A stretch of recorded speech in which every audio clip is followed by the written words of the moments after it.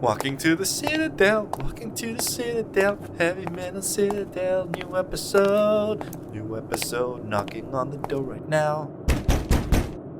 Yeah. Hey, open up, man. What do you want? It's short. I'm here to do another episode. Oh, you are, aren't you? Okay, Yeah. what's the password? Marrasmieli. It's the band we're interviewing today, I think. Oh, okay. All right. Well, come in, I guess. Okay. Cool. All right.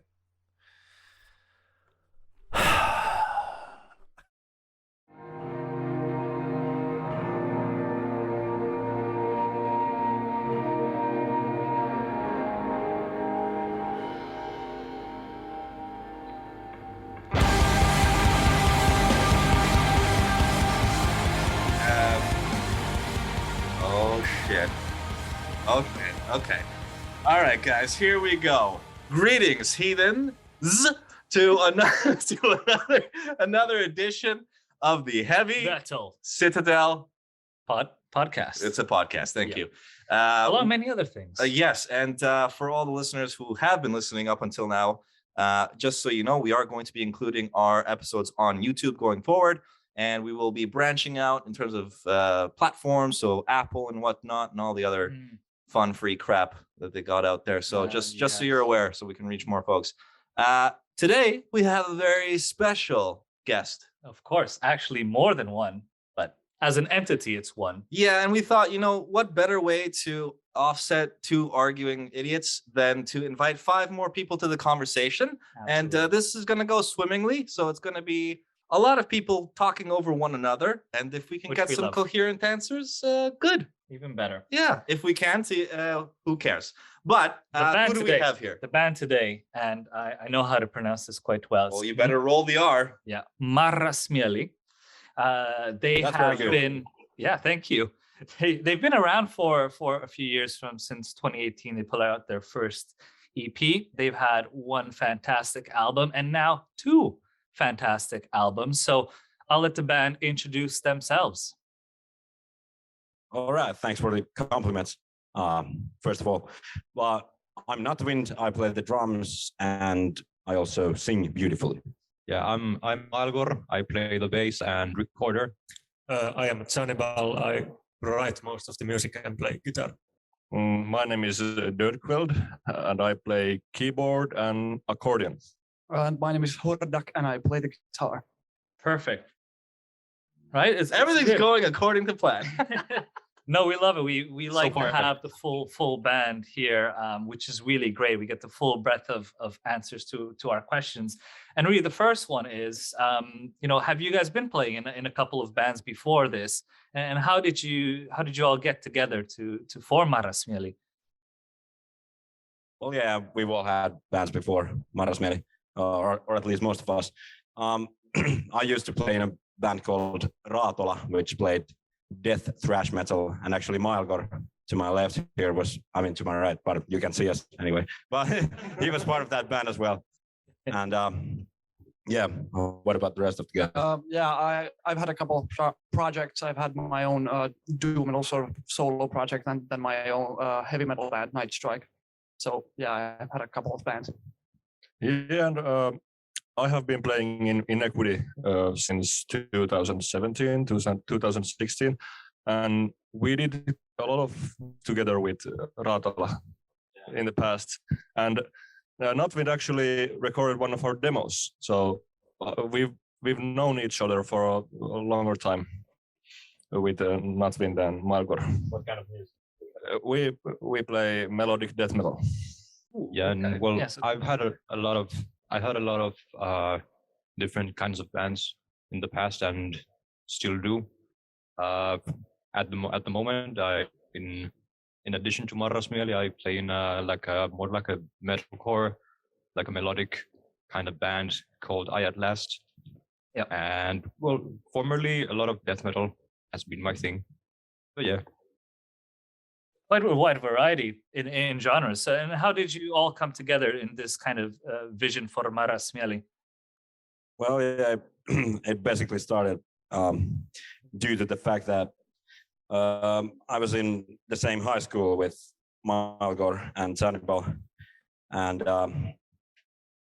I had played with Algor before, as I said, and I had always been a fan of some kind of folky metal, and I wanted to start creating that kind of music as well. And I knew that Hannibal was a fan of that kind of music as well, and he was good at composing music, and he played the guitar. So I asked Hannibal if he wanted to start some kind of a project with me that would play some kind of folky metal.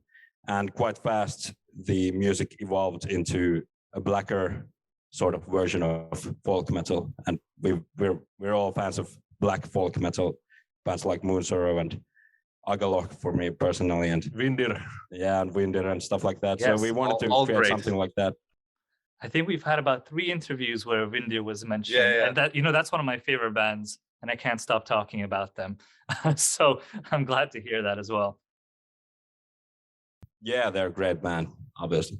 They were. They were a great band. Yeah, they were a great band, and I mean, for you guys have a new album out, Martaiden Malta.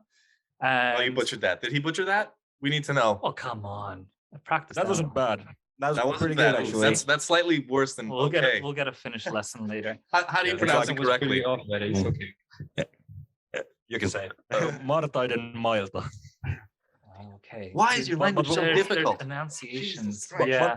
Well, when Finnish person says that's not bad, it means it's really good. That's just our way Okay. to be. Yeah, nice to absolutely. people. Yeah, and it's been out. I think you've had 2 years since the first album, and that was really well received. And from what I can see, so is this one. So you guys are impressing, the press. You're impressing the people you play live too. So was there a lot of pressure to really live up to that first album, or did you kind of just go with the flow and just felt like you created from the heart with no outside influence at all? Well, at least for me, I felt some kind of pressure, but at the same time, I was quite confident about the album. I mean, in my opinion, it's a lot more mature than the last album, and to me personally, the compositions they sound very coherent, and it feels like that all the songs belong together. So yeah, there was pressure, but at the same time, at least I was confident about it. What about did the rest of the guys feel any pressure? Well, yeah, I kind of feel the same thing. Then that not been, no, sure. There's like, of course, I didn't like make those like that much of an impact on the final outcome, like mixing and composing. But yeah, I don't know. It was kind of, exciting to like wait that, what's it gonna be? What's it gonna be like, and how are people gonna like it, and like receive it, and what are they gonna think? Are they gonna? Well, of course, they're going to like compare it a lot to the first album, but yeah. So As a new member of the band, it was quite exciting to be in the new album, but I didn't write any stuff for that, but it was still really nice because I was with the core parts, and then I made some keyboard arrangements. So it was a nice experience. And you played the accordion. An accordion, of course. Oh yeah, you can't forget. You can't forget the accordion. I would have been very disappointed if I didn't hear the accordion on this one too. yeah, actually, he was the one who played it in our first album too. So Yeah, a bit there you go. beyond the sky. And the Oh, transitions nicely. I was gonna say though, in a previous interview, you guys said that you've been talking about making the next album a little bit more organic sounding than Between Land and Sky. And I think that, like you were saying, this definitely sort of provides a much more coherent, and it gives like a atmospheric sort of landscape-like experience that you literally do have to listen to the whole album to really soak in. Was that still very much the vision, like you said? And do you think that you've achieved sort of what you set out to do with the second album? It's more restrained and low key. It's not so catchy as the first album. You have to listen to it a few times to really get the songs, and the synths are very like atmospheric. There's no like orchestral stuff there at all, or like super epic stuff like the ending of allllll on our first album. Yeah, but it's still very much sort of dynamic, and it gives a lot of different sort of varieties within one album. So it's absolutely brilliant. Yeah. Yeah, thanks a lot. And I'd also like to add from the technical sound side that that there are certain things that can be considered more organic on this album than the last album. For example, this time all the folk instruments are real folk instruments. Like for example, on the last album, the violin was programmed and so was the flute, but this time we recorded a real flute, or a recorder actually, and also the violin was a real violin, and we also used a real guitar amp instead of using just virtual. Okay. I thought you were going to say a real amplifiers. guitar, so you scared me for a second there. Yeah. It's all programmed. No, that's Yeah, good to definitely hear. not. Yeah, and don't forget the jaw harp and the bouzouki and ukulele and all the rest of that. Yes, Hannibal actually bought a bouzouki just I for was the going album. to say a bazooki. If you I guys wasn't sure if I heard that right. Yeah, bouzouki. It's basically It's like a Greek mandolin. a Greek mandolin, and it's the instrument that you hear on the Witcher 3 soundtrack. Like for example, the song that goes like like it has a bouzouki. Yeah, It has a bouzouki in there. That's where the inspiration came from. Okay. Oh, nice. Yeah. Oh, that's amazing. What song did you play that one on? As Hannibal can tell. Yeah, it's in the last song, the Far in the Frozen North. The Frozen. Yeah, Yeah. It's fucking epic. Yeah, in the Yeah. beginning when there's that string instrument before the song starts. I agree. Yeah, the album itself, it sounds really good, and I love the tone of the guitars and the drums especially. And I think from Thanks. what you said, yeah, you have all this cohesive vision. Obviously, you released one song first called "The Oaks of England" to give a little preview of the album. I think in some ways it does contain a lot of elements from the other songs. It's a great song for people listening to your band, in my opinion, to start out with, and it's one of our favorite songs from this album. So what we want to do actually is something we haven't really done before, but I want to try it out, is go into a little song breakdown. So as our listeners know, we love to play the songs from the bands in our podcast. So we'll play the Oaks of England. England? England? We live in this place. It's called England. I'm Thank thinking you. in Finnish now. Yeah. I've practiced my Finnish. Yeah, that's fine. He's all tired out from the Finnish. The Oaks of England. But yeah, we'll play it on Spotify, and then anyone on YouTube, because if we play it, I'm sure they're just gonna fucking mute it. We're gonna include the link in the description so you guys have a link to it and can listen. Go check it out. But if you guys are happy to, we're gonna play that, and then maybe we could just discuss a little bit about the song, its evolution and creation. Yeah, sure. Let's do it. Here it is, The Oaks of England. Wow, what a great song. What a great fucking Yeah, song. Yeah, sounds bring it in, good. guys. Great fucking song. The energy is amazing. All right, Yeah. take it away. Oh, Yeah. What a great song. Love it. So many elements I want to talk about. Go ahead. It's a, what is it, 8 minutes long of just folk black metal goodness. And the first thing that stood out to me is the woodwind instrument, and it sounded like a recorder. Is that right? Yes, it is. It is actually a tenor recorder, to be more specific. Oh, is that a specific type? Yes, he just said it's Well, a type yeah, of they're- recorder. I don't know what type of recorder. I'm not a recorder expert. So Yeah, by the way, they're- we're not recorder they're- experts. Our woodwinds? Our woodwind knowledge is limited. Windwoods. Windwoods. Woodwinds. Well, yeah, it's a woodwind. Well, yeah, they're just on the. There are different types of recorders, but they're just like different sizes. Like the recorder you play in school. That's like Yeah, we did. yeah. Yeah, I did. the soprano recorder. So Green so, sleeves. Like the tenor recorder is 1 octave lower. And bigger. Yeah, so it's like twice as big. Looks more epic. Yeah, Yeah. it's like half a meter long. Like a more manly version. Yes, Oh, of course. nice. Phallic symbol. You play that with your chest hair. You get that big recorder energy. Of course. And how did the central melody of that come about, of the song? Well, basically, it came from when I was like Bringing it forth. Zannibal, this is not been speaking, but Zannibal has written definitely most of the album, but on that song I had some impact as well. It was your song initially, like, right? Yeah, like I started it by just jamming on the guitar, and I came up with the chord progression, and then I recorded that chord progression and started jamming on the guitar more, and I came up with most of the melody. And then after that, Zanibal changed some things from the ending of the melody. But so it's basically me and Zanibal doing the melody there. Yeah. Cool. And in terms of the drums, going from the furious blast to slow, more deliberate rhythms throughout. And of course, I love to hear the clarity of the bass. It plays around with that central recorder melody as well. And also later in the song, they were both recorded at the same time. And was that for a specific reason? And can you describe a bit of the role, how these rhythm sections play in the song, but also for the album in general? Well, yeah, actually, the thing that where the bass plays the main melody, it's actually Zanibal's writing, and well, he tends to write a lot of melodies for the bass, which is kind of nice, and I sometimes make some like my own adjustments to them, but yeah, it was like his idea mostly.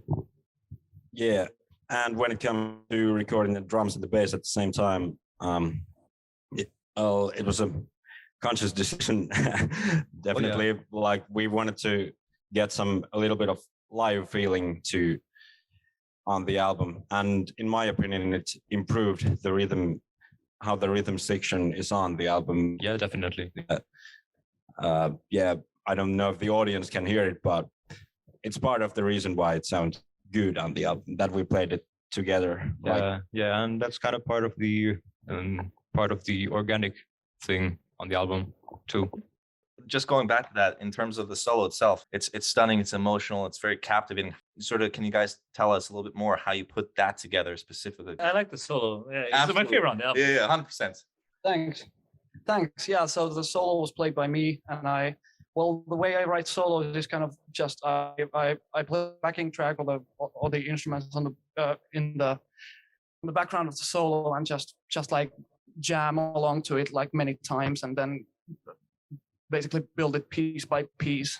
And I really don't like doing a lot of, and I really can't do a lot of really technical guitar solos, or do a lot of very crazy Yngwie Malmsteen stuff. And my influences really come from like 70s rock and roll music and like 70s heavy metal. And maybe you can hear some Jethro Tull, Aqualung Yes. pastiche in that solo. Iron Maiden. Yeah, maybe Definitely. Iron Maiden as well. Yeah. You can see it comes through. It's those influences that you guys have in all sorts of the different music coming together in these small little parts. And it's I guess it's not even influences in music, but also maybe what you read or what kind of themes you want to talk about. So I wanted to touch on that spoken word sections of this song, especially in the last part, really. Zanibal, I think you were the one behind this. What does it mean? And if you're not, who came up with this idea? Well, I came up with the idea, but it's actually from an old English poem from Viking Age. It's in the language that the Anglo-Saxons spoke. And it's basically explaining the Battle of Maldon, which was in 991 year. The last part is when the English are basically losing at that point. And some old guy is giving a speech, which basically it starts with the Herlit Ur. Yeah, to get everyone kind of going. Pumped up, yeah. To really let's take these guys on. Yeah, it starts with the Herlit Ur Aldor Elforhaven, which means here lies our leader, all heaven to pieces. And he's just pumping up the people. In the end, he says, well, he's basically saying that he's old, and anyone who thinks about running away should be eternally ashamed, and that he intends to die next to his leader. Wow. Well, thank you. I would not. I would not be that brave. No. I'm out. See ya. Yeah, guys, I'm going back to my London flat. Yeah. But no, cool. I mean, obviously, I love the mix of languages and even English and Finnish. Not only with the mix of languages in this song, but also that the title of the album, I'm assuming, is Finnish. but some of the songs are in English. So why this mix specifically between English and Finnish? Well, the last song has Finnish and English there mixed, and the song is based on Finnish mythology. So it felt like a good reason to include Finnish in there, and I think that we're going to use Finnish in the more in the future as well. So yeah, it fit the theme of the song. So in terms of writing the lyrical content and stuff like that, I mean, obviously there's so much rich mythology. How do you guys go about that? Like, are there particular authors you guys read? Is it something that everyone's taught in school? So you guys just remembering Finnish school system? Yeah, it's mostly about mythology, and then maybe a little bit of math, and then you leave. And then you Victories in War. and yeah, Victories in War. Yeah, obviously. Well, to some extent, we are taught about Finnish mythology and mythologies of other countries and cultures as well in school through history class. And we also have these children books to tell you about mythology. Yeah, and of course, sort of them. Shout out to Mauri Kunnas. Yeah, and of course, the Finnish national epic Kalevala. Yeah, which actually I'll give a hot take that the Finnish national epic thing Kalevala is actually just stolen Karelian culture, which has actually not much to do with most of Finland. Yeah, controversial poems. Yeah, well, he obviously modified the poems. Yeah, I know, but I mean, actually, we're getting into this. Yeah, but anyway, whatever. Like before the independence of Finland, like it was a really like when the Finns started to feel this spirit of nationality in them, like before the 20th century. There were some Finnish people who wanted that we need to have a national epic. So that's how Kalevala came about. But anyway, back to the question, the Kalevala thing is like it's being taught to us a lot in school. So in a way, everyone in Finland knows something about our mythology. It's because let's say in Canada, in Eastern, we don't really fucking learn about any of this stuff. Mm-hmm. Like I had to go out of my way to learn about Eastern European demons and fucking all this shit. Meanwhile, these guys are like getting a firsthand account of all this epic shit that happened. They've got a better system, I guess. Yeah, they do have a better system. Well, since you're so good at Finnish, why don't we have the guy teach us something, and then we'll hear your pronunciation. I'd rather not. Okay, fine. Why don't you guys teach us a little Finnish, if that's all right with you? Yeah, sure. Let's do it. Let's do it. Obviously, can I have some beer, please? Would be my first thing that I need to know how to say. Yeah, effectively. Yeah. So can I have some beer, please? Yeah. Yeah. Saisinko olutta? Wow, that is absolutely. Saisinko olutta? Wow, did he butcher that? That's pretty good, actually. That's yeah, pretty see, good. you're so down on my Finnish. Nah, man. The whole episode, he's been ragging on me. But you know what? I'm killing it. All right, how do you say "fuck you" in Finnish? So I'm gonna use this for the rest of the week. Haista vittu. Haista vittu. I probably fucked that up, didn't I? Basically means we smell a pussy. Yeah. That's the Finnish fuck you. Every language has their. Yeah, that's hilarious. Vittu. Okay, we're gonna make sure that we include that in the description so people know how to. Finnish. Yeah. Finland has a lot of these double consonants, like 2 T's in a row, like vittu. Like TT. And I was browsing Reddit. I was like, people are talking about this band. I think one of you guys is on Reddit. Who was it? Who's on Reddit? It was me, Sannibal. Hannibal. Oh, there you go. Cool. That's cool. I mean, it's great to interact with the fans through there. And I guess the question that falls out of this is, what do you think the role of social media is in today's musical world? It's surprisingly useless, I'd say. At least Really? in black metal, like everybody knows who's Drutk, the Ukrainian band, but they don't have the social media at all. Or I released last year. I released a solo album with my Pagans project, and I don't have any social media, but the album sold out in a few days. So, But you have the record company with you, so well, and the record company is on social media. yeah. So it kind of has an impact if you think about it. But even I mean, it's not so important. Yeah, it depends, I think, because for smaller bands, it's really important to have a good-looking Instagram page. Not You have really, to because Especially those who don't have a label. Yeah, I made all these Instagram reels for us, and they didn't bring any new viewers for us. It was basically a waste of time. But I mean, the reels are for the followers. Well, Yeah. We don't have Insta followers because we didn't. but yeah, I mean, and then I don't know if we ever said we posted a lot have an Insta. about. We posted a lot about the progress of making the album, but even though we did that, a lot of people were surprised when we released our first single. They had no idea that we are making an album, so it's like people just don't see the posts Yeah. because Facebook doesn't show your post to all of your Yeah, it's followers. also the matter of algorithms and stuff like that. But yeah, but I kind of have a different opinion on that. I mean, well, nowadays for smaller bands, like you said, for newer bands, it's everyone is on social media. So if you want to get your name out there, you kind of need to have some kind of a page. But obviously, there's also the problem that nowadays there are so many bands. So there's quite many bands that no one really listens to.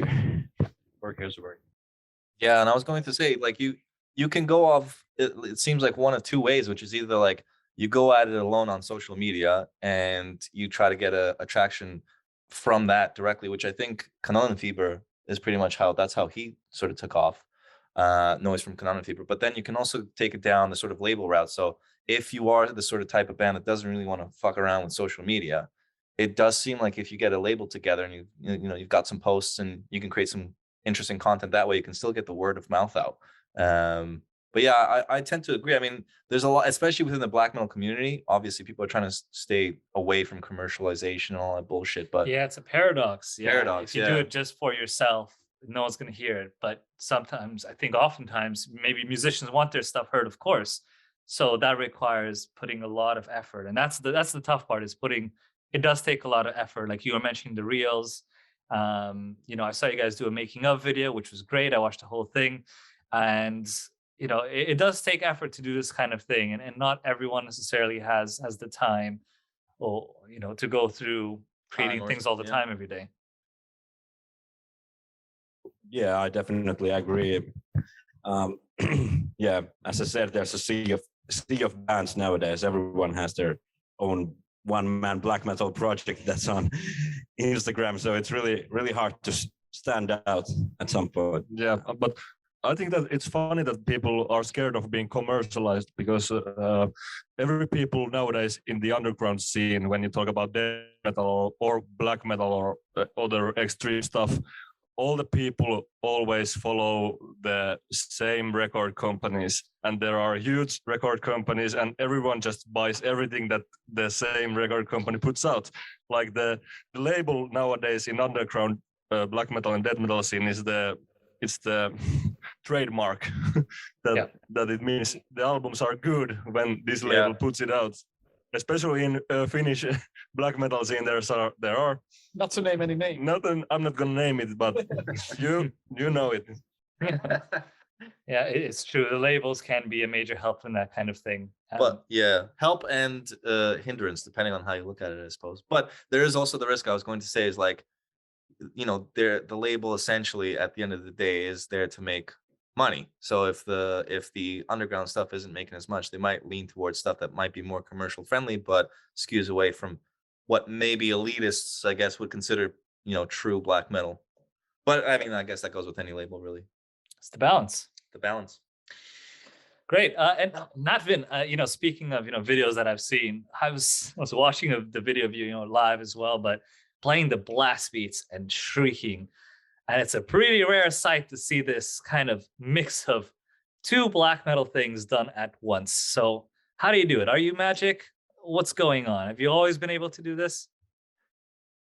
Well, definitely not always. I mean, we played a lot of blast beats with my previous band, and we played them so much that at certain tempos they became quite comfortable to me to play. And when we started the band, I was at first like, I'll never be able to do them at the same time. But when we decided that we want to start playing live, I decided to try it. And then I just noticed that I can do it at the same time. But it kind of depends on the tempo. Like if the tempo, I mean, we play pretty fast, but not as fast as like the fastest death metal bands, for example, at the moment. So it's not like 300 BPM. So if the tempos were really fast for me, I'm not sure if I would be able to scream at the same time. But it's not that hard actually. I mean, people should try to do it more. Like for example, there's the drummer of Apsu, and who's also doing vocals at the same time. Also Revenge, war metal band. Yeah. I mean, there are people who do it. So after knowing that kinds of people exist, I decided that okay, it's possible. So why not try it? And it worked out. People should try it more.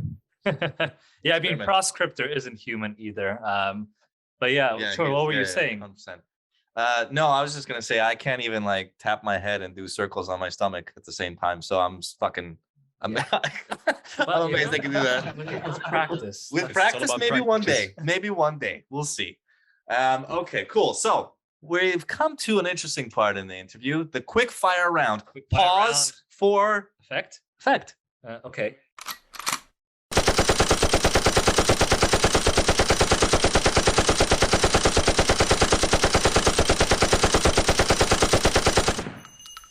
All right, guys. So you got one of two choices. We're gonna name one of two choices. You're gonna have to pick one or the other. Very little thought. It's based on instinct. I want instinct. Yeah. All right. Immortal or mayhem? Immortal ham. Immortal ham. Immortal ham. Yeah. No, good mix there. Good mix. Yeah. Control or Korpiklani? Happy little boozer. Control. Yep. Thin Plali. Good one. Love it as well. Mountains or rivers? Mountains. Rivers. Well, I'm surprised at that one. I'm surprised at Yeah, mountains suck. I mean, Well- they don't. They're actually. It's just a cold, and I like the Wait, warmth. someone of the who river. said rivers. Why rivers? Everybody said rivers. Well, there's one mountains guy. I heard Except one for mountains. Hannibal. It looks Hannibal beautiful. You can just float away. Yeah, Okay. I'm a rivers guy. You just Fish, go with the flow. fish. You know, there's water there. It's nice. Go swim. Yeah, go swimming. Okay. What are you going to the mountains? Stand there, idiot. Yeah. Exactly. Look out at You the can vista. do downhill skiing. Zanabal only Yeah, likes it because he took the photo. He You took go the to the photo in the mountains first all the album. time fucking snowboarding. What are you on about? You love Zannibal is mountains. like Zannibal is the only It one who actually has a river and a mountain combined, doesn't it? Yeah. Yeah, I like snowboarding What because about it's a river on a first mountain. album? It's just frozen. Okay. Lord of the Rings, book or film? Book or film? Rough Film. animated film. I'd say heard you know nothing the 90s Finnish series. Mm. The 90s That's Finnish actually- series. Wait, is that the animated one? Yeah, that's It's called Yeah. Hobbit. It Hobbit. There you go. from '93. Brilliant. And for the final one, Stockholm or Oslo? Helsinki. Oslo. Oslo. Helsinki it is. I knew it was going to be Helsinki, so I tried to purposely make it not Helsinki, but obviously. Actually, we probably should say Tuusulanjärvi. Yeah, Oh, where's that? I'm sorry. it's in southern Finland. It's where we Where we go to swim after this. yeah. Like we all pretty much come from that area, the Tuusulanjärvi area. Like it's an area. Yeah, around It's a that. lake. It's a Yeah. lake in Finland, and we all have lived around that thing. Like 30 kilometers up from Helsinki, pretty much. Well, do you want to go there? Yeah. Okay. Okay, cool. Sounds good. So guys, what is next for you? What's next for the band? And we want our listeners to make sure that they know the best way to sort of reach out and support. We've been telling people to basically go to Bandcamp because it is what we recommend. That's where you can get all the merch and obviously the music and do digital downloads and stuff like that. But is there anything different that you would recommend for supporters to go and do? Recommend us to your friends. Yeah, Yes, and, that. and Naturma Production store. It's also a good way to What? support. What did you say? Naturma. Not the store. Go there. Yeah. I mean, Okay. the label store. store. For Label record store. label. We'll put that Just- in the That's notes. the basic stuff. Oh, back to labels, huh? All right, Maybe boys. book us to play some gigs before we come back. But yeah, I mean, the next thing we're gonna do is we'll play gigs No, we have and we'll make albums. No gigs. we are No making gigs at a all. bootleg. You know, we are Ah. making a demo. We really record that our set list in our rehearsal, and we are gonna release it in next few weeks. I think Yeah, rehearsal demo or something Yeah. like that. I forgot it's about it's just for fun. And we are going to do more gigs. Like next is already coming up in June. I think Is that in Finland or is it mainland Europe? in Finland at the moment. Eagle City, Kotka. It would be really nice to play in Europe, somewhere else. Yeah, definitely. Yeah, it'd be awesome to get you guys in London, but I'm sure Brexit that's has something to say about yeah. that. Brexit maybe. has something to say about that song. I'm sorry. Yeah, but I mean, if you do, guys, we'll keep an eye out for any further gigs in Europe, and of course, you have Finland, beautiful country. So support the band. 100%. And we're probably Listen to the new album. listen to the new album, which we're gonna play another song Yes, we are. off. And you know what? We'll let you guys choose what you want us to play. Yeah, we'll play another song. Let's off play this the album. Oaks of England again. I do like it. Yeah. A second time. Again, the same thing. I'd say far in the frozen north. Yeah, you gotta do Far in the Frozen North. It's 17 minutes long and it'll It's be a fucking epic. speciality in the podcast. It is absolutely epic. Okay. And I'm sure when you get to that last part, you just can't help yourself from singing along. That's what I love about We're it. climaxing. Yeah, it's a great way to end the album, just like the previous album. All right, The guys. big boom. Okay, all good. All good in the big boom. This is Far in the Frozen North. Guys, thank you so much for joining us.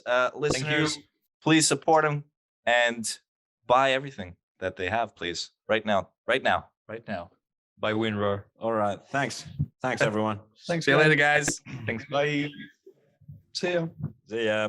Bye.